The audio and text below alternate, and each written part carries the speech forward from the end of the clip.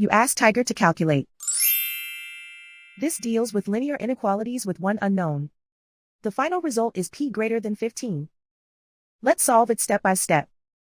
Group all constants on the right side of the inequality. Add 9 to both sides.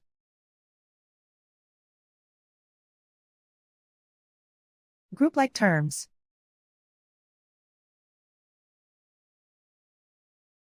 Simplify the arithmetic.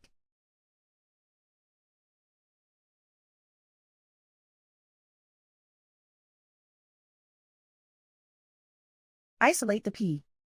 Multiply both sides by 3.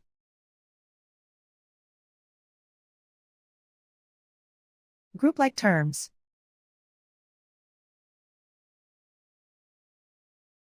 Multiply the coefficients.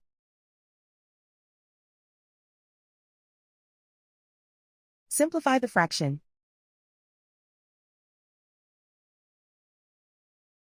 Simplify the arithmetic.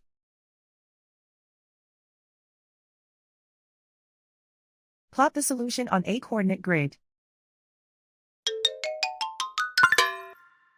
And so the final result is p greater than 15.